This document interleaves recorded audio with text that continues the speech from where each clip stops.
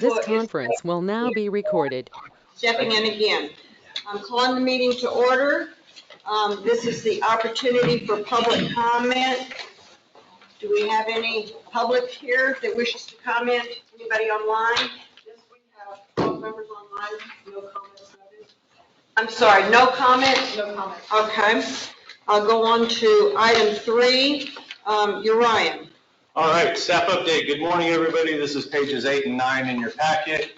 And as you'll see on the screen, we have our upcoming board meetings or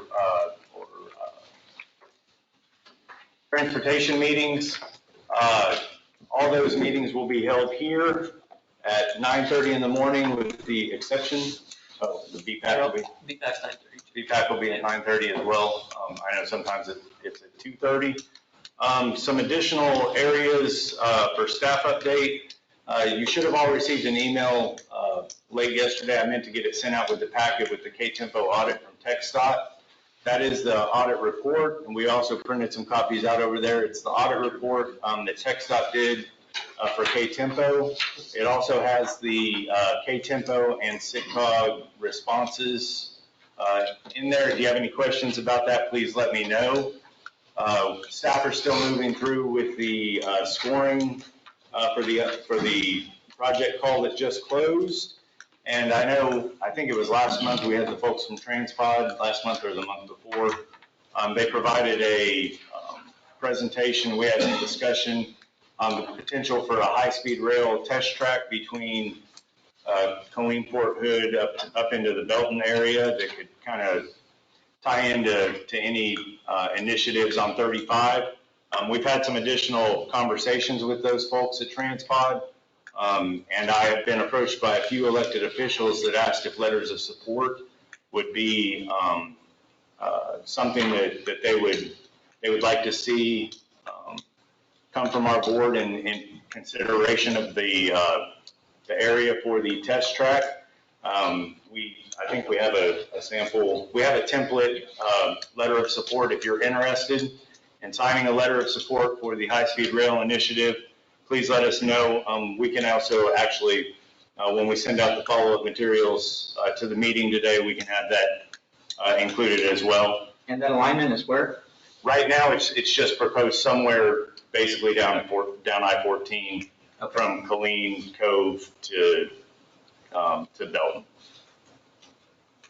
The last thing that I have is, and it's not in your packet for other updates, is greenhouse gases. I know we talked about a requirement to set performance measures for greenhouse gases last month.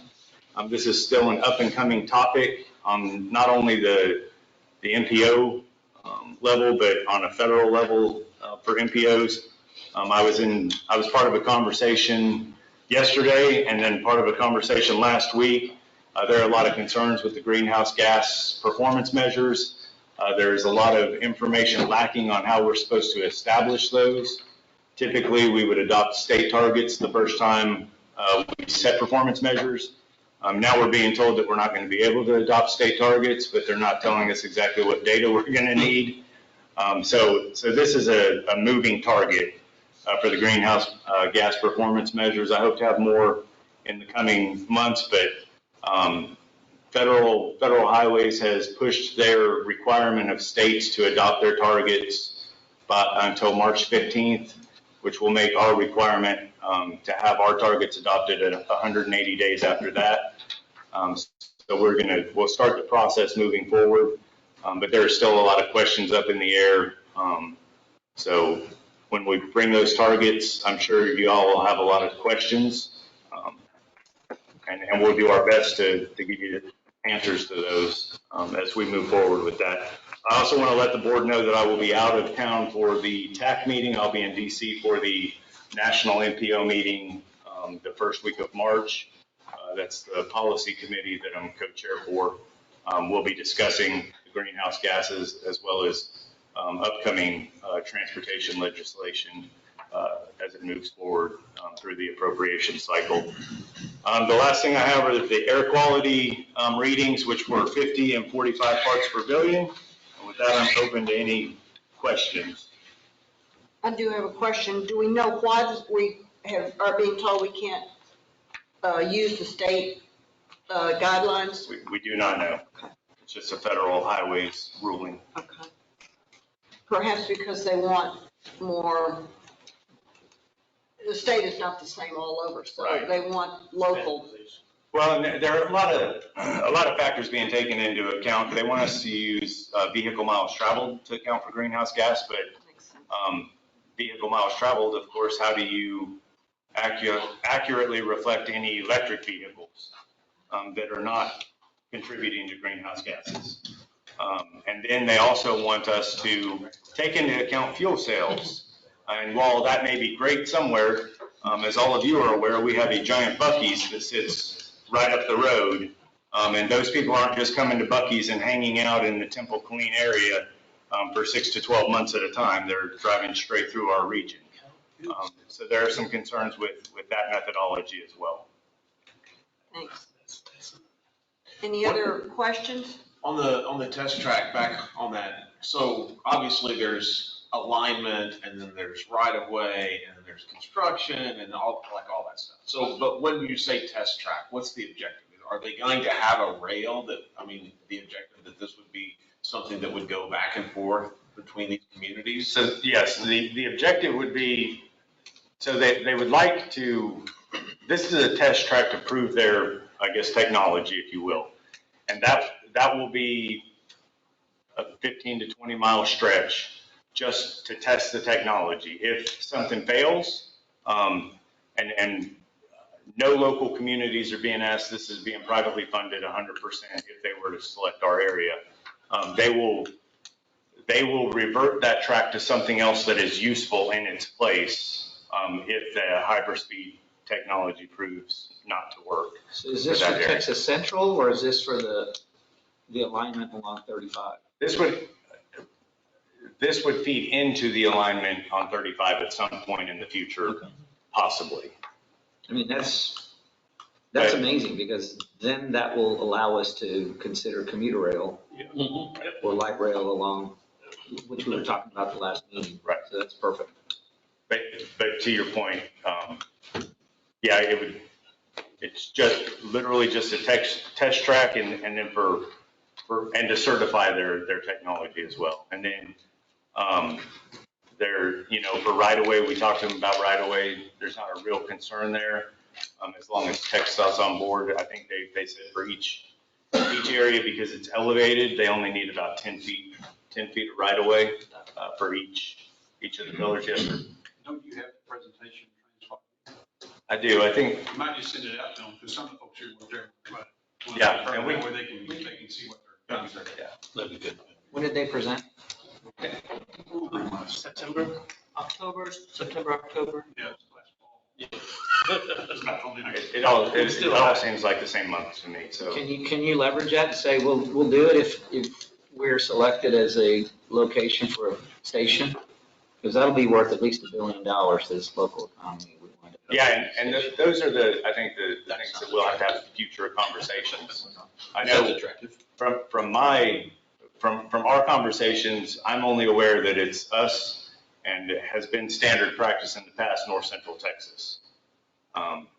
So hopefully we can get some of this, have them come down and maybe we have some additional folks on the call to explain the benefit of this technology in our region.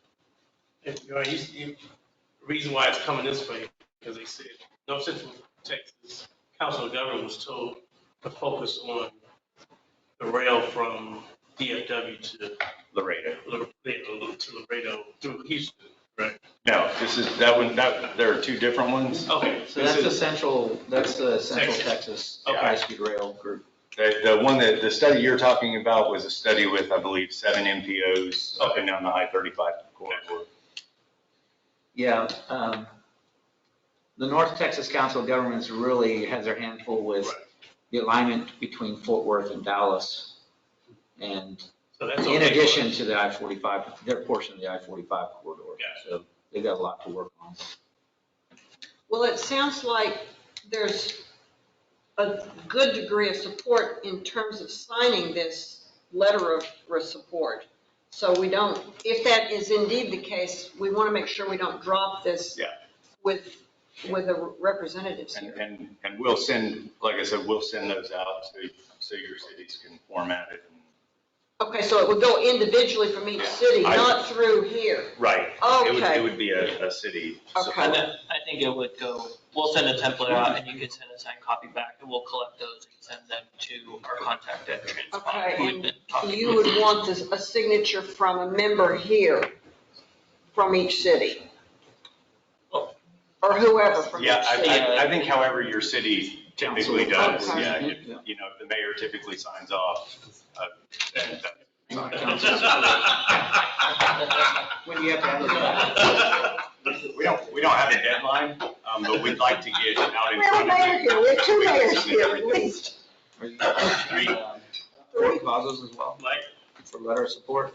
We have not approached them yet. I would highly consider doing that, sending one to the commanding general, lieutenant, commanding general. We'll do that as well.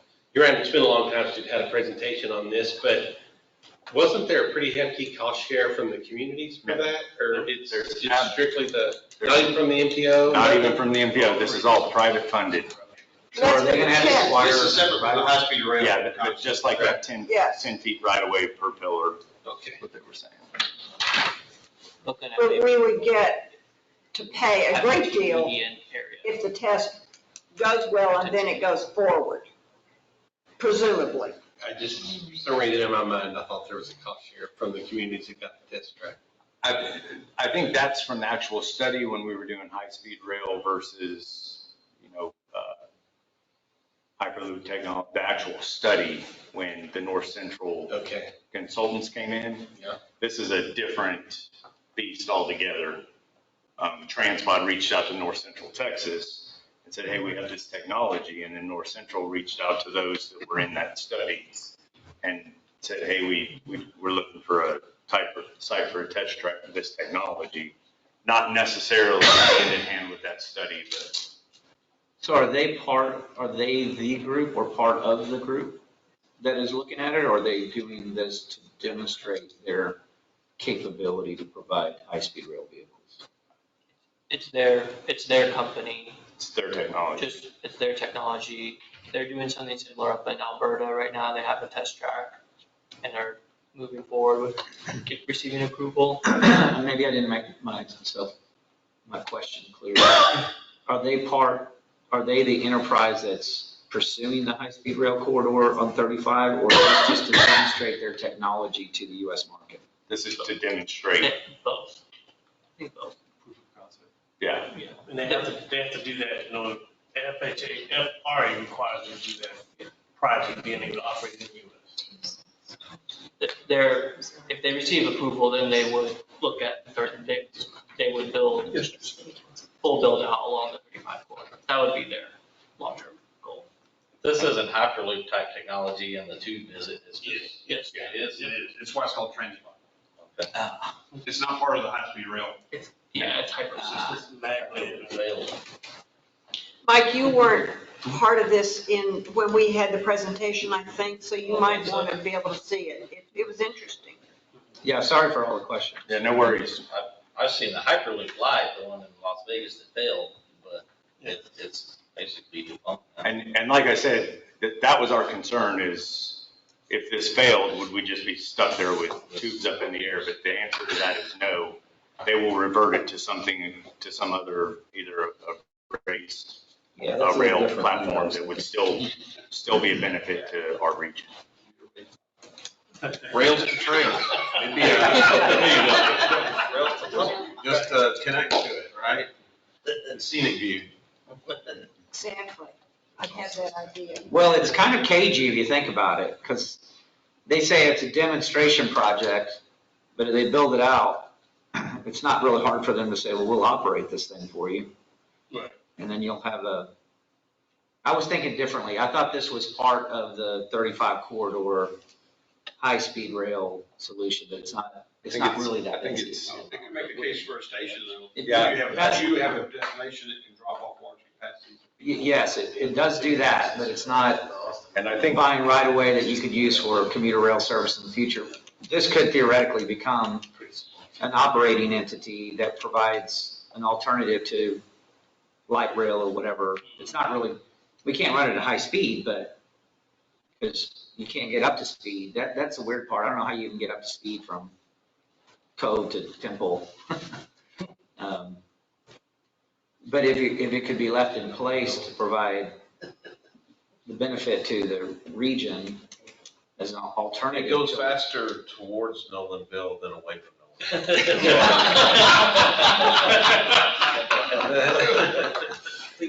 Rail filtration. That would be interesting to look at. I don't know that it's what I was thinking. Okay, anything else on this topic? Okay, thank you, Ryan. Next item, item 4, is an action item regarding approval of minutes from the January 24th meeting.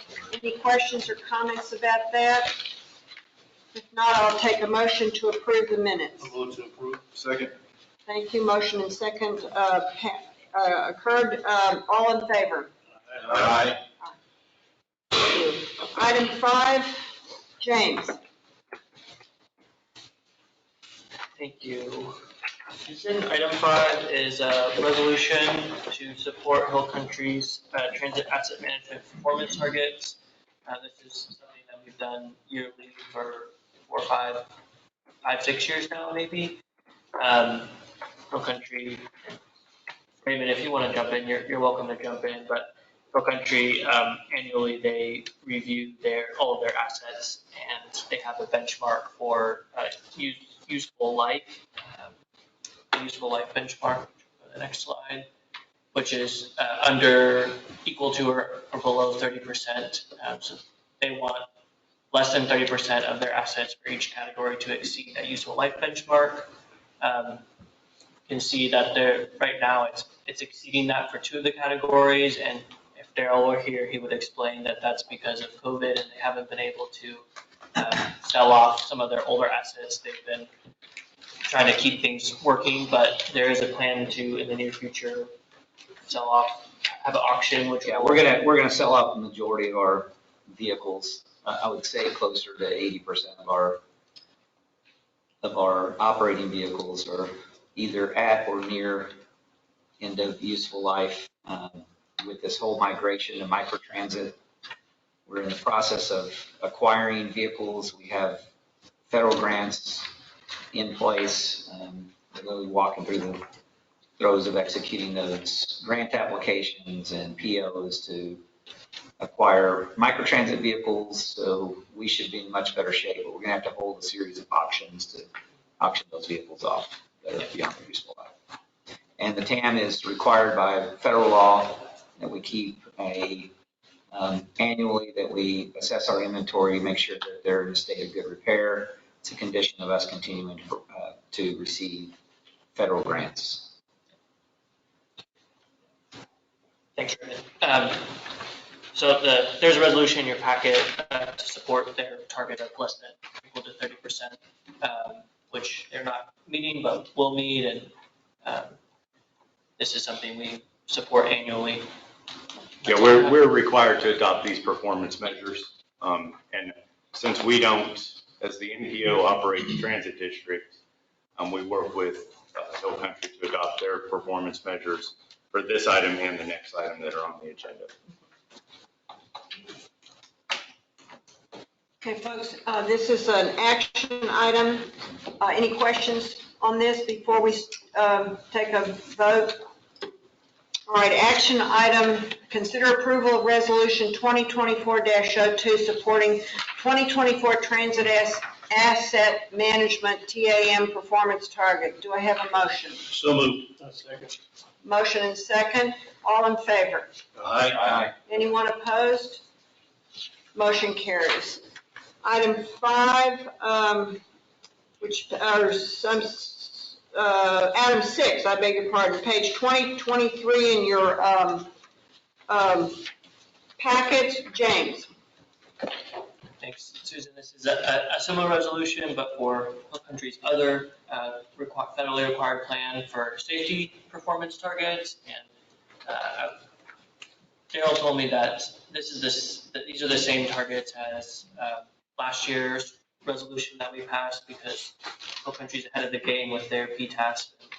The annual updates haven't quite kicked in for the whole country, so similar to what you, Ryan, said, MPO supports Hill Country's targets as required by federal law. If you have anything to add, Raymond? I do not. That's all I have, Susan. Okay, folks, this is also an action item. Any questions before we take a vote? I'll take a motion on at this item, approval of resolution 2024-03. Motion. Motion, Second. motion and second. Any, all in favor? Aye. Any opposition? Motion carries. Item 7, James also. James has got this. It's a lot for me. Item 7 is public engagement plan updates, and provide several updates to you over the last few months. Just a quick review, the previous plan was written in 2007, it was amended a few times, but nothing major. It's quite old, it was in need of a refresh. Some significant changes that we made are removing the requirement for TAC and Policy Board to formally approve initiation of required public involvement periods, and based on the comments received from Mayor Lee, we have added in a requirement to notify the TAC and Policy Board before we go out for public involvement. So there will be, at the very least, an email sent out prior to the start of those public involvement periods. There's also some new tools in there for staff reviewing the effectiveness of our efforts and just clarifying the different tools that we're using to engage the public. We just finished our required 45-day public comment period. We had 3 different public meetings, one in Copper's Cove, one in Harker Heights, and one here at the SICCOG offices, and a couple other pop-up events, I think is what we're calling them. We had 72 members of the public fill out a survey type, a survey that we created for this plan to get comments. And I believe it was sent out with, or not sent out, a copy of the final plan was sent out, and there's an appendix in there, Appendix C, that has a summary of all the comments we received and our public engagement efforts. The TAC recommended approval of the 2023 PEP update at their February 14th meeting. And so the action we have is for the policy board to approve this new public engagement plan. And I would just like to add, a lot of our plans, we work with outside consultants. We've increased our capacity to try to do some of these efforts in-house.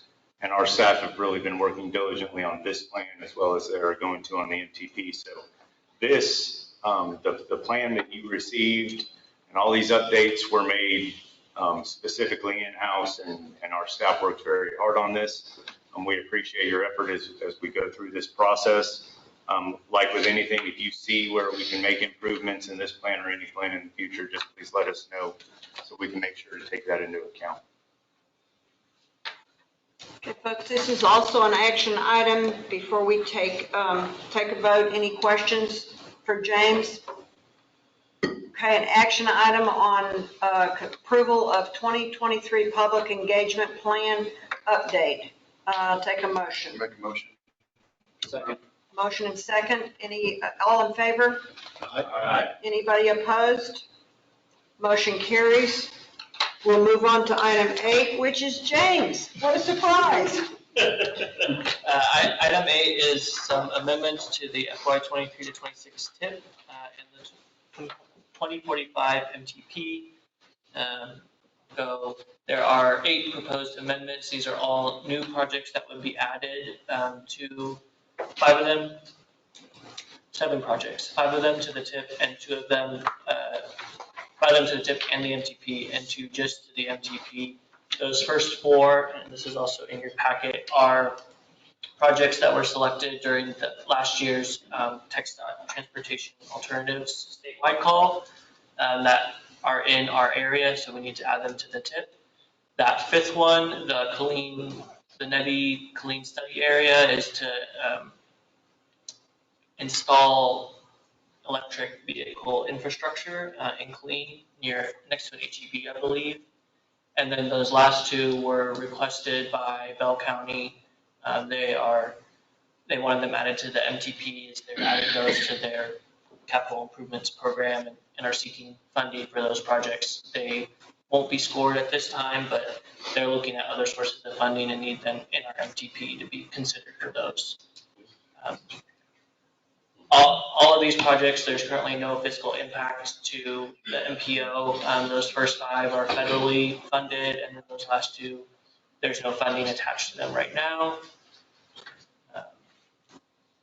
If the board approves initiating public involvement, we would start that on Monday and have a 15-day comment period and bring it back next month for final approval. These amendments would be able to go into the tip and enter in the May quarterly revision window. And the TAC did recommend approval at their meeting last week. Thank you, James. This is also an action item. Before we do that, any questions for James or you, Ryan? I would just like to say the NEVI information that you see on here. If you remember a couple years ago, we got all this money coming in for electric vehicle infrastructure. This is part of the state's plan. MPO hasn't received any of the electric vehicle infrastructure dollars yet, and we'll have those conversations in the future. But this is part of the state's overall plan for phase 1 of getting that electric vehicle infrastructure in. Ryan, were these 4 direct fast charge ports, were those Tesla charging stations, or those, because I understand that most of the EVs are going to the Tesla standards as far as charging. I don't know, I'd have to look. And it may actually be in that state plan, but we can look and follow I up. would hate to go have them put in charging stations that don't meet the compliance for the vehicles they actually connect to. Right. And charge at a rapid. And like James said, this was an ask from TxDOT because this is what they're gonna do ultimately. So I don't know, even if we were to not add it to the tip, what impact there may be. It's really a formality, but I'm happy to share. I just don't want to build the bridge to nowhere. Right. I get that. On those lines, do you know this includes the charging station, or is it just the infrastructure getting capacity to particular location? My understanding it's the whole thing. Okay. Yeah.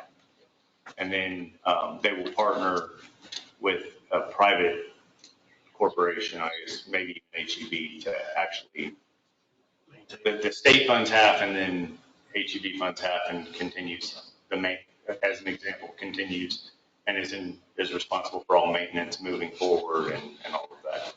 That's how the legislature was written. You're right. So is this, do you know if this is being installed on public property or? This is on private property. It's on private property. The NEVI funds are on, these state NEVI funds are on private property. As we move into MPO specific NEVI funding, where we're making a determination on where infrastructure should be, I think we'll have to have those conversations on where they best fit and where we're allowed to put them because of the funding category. And the ownership category, the land ownership, I mean. Any more questions for James or you, Ryan? If not, this is also an action item. Consider initiation of public involvement for amendment to the FY 23 through 26 TIP and the 2045 MTP. Motion, or I'll accept a motion to approve. Move to approve. Second? Second. Okay, motion, we have a motion and a second. All in favor? Aye. Anybody opposed? Motion carries. Move on to item 9, and it's James. This is another tip item, but is for our new tip that we've started development on that will cover fiscal years 2025 to 2028. We are required to update our tip every 2 years, and there's a 2-year overlap, and we add 2 new years. Since we're we're in the middle of our project scoring process. There was a discussion with the TAC about how to develop this tip in terms of adding new projects, because we're going to have a new MTP listing soon, but we don't have it yet. And staff presented, I don't know if that slide might not have made it in, but staffers presented 3 possibilities to the TAC. One would be to add projects from the currently approved MTP and then replace those at a later date this year after the new tip is finalized. To not program projects during the initial development and add them in November at the first quarterly revision, which is the second option. And the third option was to partially program using a funding scenario that was approved last spring for fiscal years 24 through 27. TxDOT did recommend that we choose the second option, which is to wait to fund any projects until the MTP scoring is done. That's the least complicated, and the TAC did like that idea. They didn't want to program projects and have to remove projects. They wanted to program newly scored projects. There was some concern because TxDOT is wanting us to let them know how we're going to use our funding by May, but because we'll have an approved funding scenario by then with the new scoring process, they can get that and put it into their system, and then we'll just add the projects to the tip in the fall. This slide, I just want to give everyone an idea of kind of how much funding we're looking at right now. We have 30 million in Cat 7 available and 5.5 for Category 9. That Category 2 funding number is incorrect because TxDOT just let the Loop 363 project, and it came in about $30 million under the estimate, and so they have quite a bit more money, and we've been talking with them about how to use that funding. I think a majority of it will go right now to the I-35 project between Temple and Belton. That's what they are recommending. That decision, they'll bring that before the board with the funding scenarios in May, so we can have a discussion with them about that. But that's kind of what we're looking at. Here's that slide, and those are the 3 options. If the board agrees with the TAC recommendation to use that second option, there is a draft tip that is basically what we would be submitting in June to TxDOT and then FHWA for approval. It will contain the projects that are currently scheduled to let in FY25 and 26, and no new projects after that.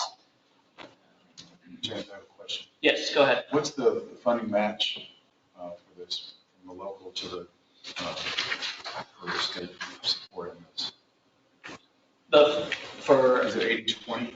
For Category 7 and Category 9, it's 80-20. For the Category 2 funding, the state covers the 20% match since it's their system projects.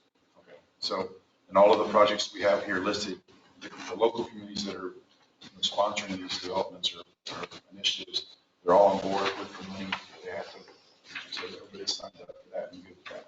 Yeah, when we have, like with our most recent project call, there's a addendum, a form that we have each city sign that basically says that they will work with TxDOT and they'll have to pay those costs. Right. And I think that right now, especially with option 2, because we're kind of in a weird timeline. If we had done this last year, it wouldn't be an issue. We'd just move forward with projects that are in the MTP. But we just held a project call and understanding that every couple of years priorities change for the local governments. It would just be multiple actions to add something in and take it back out. And while some of these may still be the local priorities, I think we need to really hash that out in the scoring process and the funding scenarios to get included. But yes, all local governments are required to ensure that they're on board with the 20%. If there is some reason that they can't, of course they can, we have resources available for them, for the smaller jurisdictions, to reach out to us and TxDOT to see if there are state dollars available possibly, but those are one-offs. just every once in a while.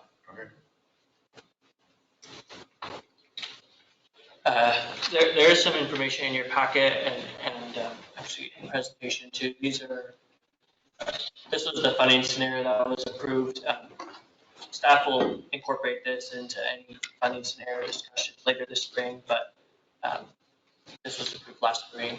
And then these next few slides are just projects that are the next in line to be funded in our current MTP. We provided this to the TAC for consideration, but this list will look different when we look at funding scenarios in a couple of months. And then there's also which projects are currently funded, just for reference.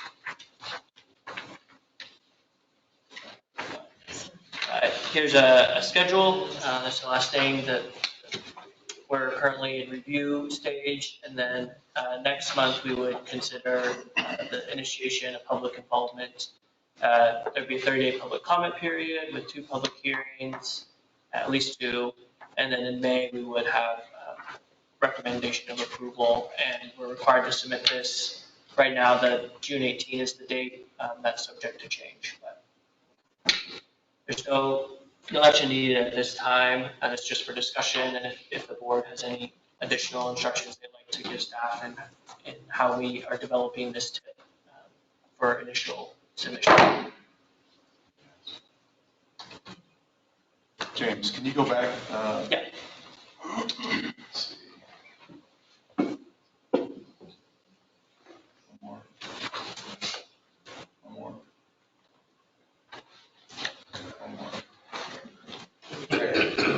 The K40-24 Featherline Road. Mm-hmm. I'm not seeing it on the, that was for alternative 3, but I mean, I don't see it listed here as a roadway. Yeah, so last spring, and TxDOT recently, they've been asking us to yearly, they have a process where they need to, for the next 4 years, have us plan projects. And so this was an exercise we did last spring, and these were the next projects in the list that were approved for funding. That Featherline Road project, the city of Killeen it's not on their priority list. They actually didn't submit it in this most recent project call. So when we had discussions with the TAC, the city engineer was telling us that that's not something that they are working on right now, and so they wouldn't want it considered for funding. They have other priorities. I think Chaparral would be the number 1 priority. Yes, that's correct. That's going to end up leading to, since Petalline connects to Chapel Road, might have to have another conversation. Yeah. So this was an old funding scenario, and I know some of these, that project in particular is not on the priority list, and so we presented it to the TAC, but the discussion was they would rather us go through the process that we have now and use the new 2050 MTP listing to determine which projects get funded in the TIP. Any more questions for James? Everybody comfortable with this?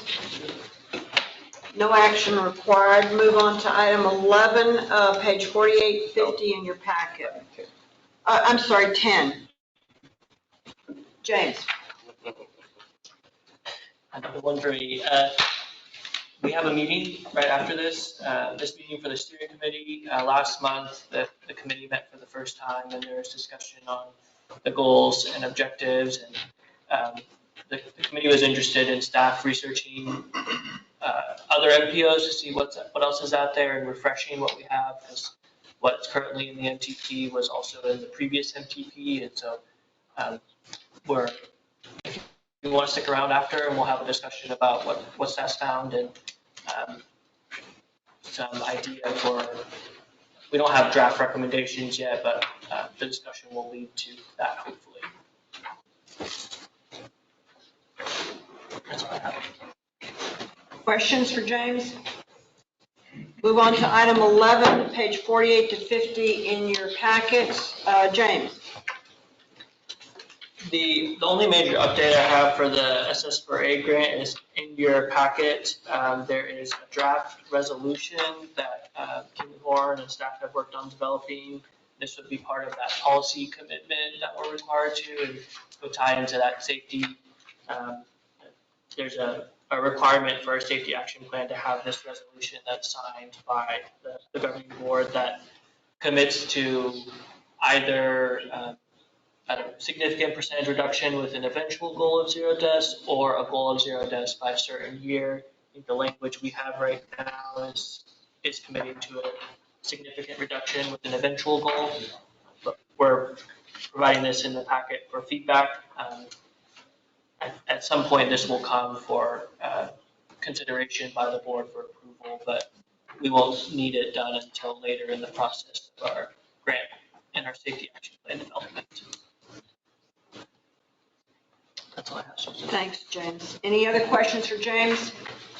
No action needed. Moving on to item 12, page 52 in your packet. You're Ryan. It's my time to shine. Saving the last.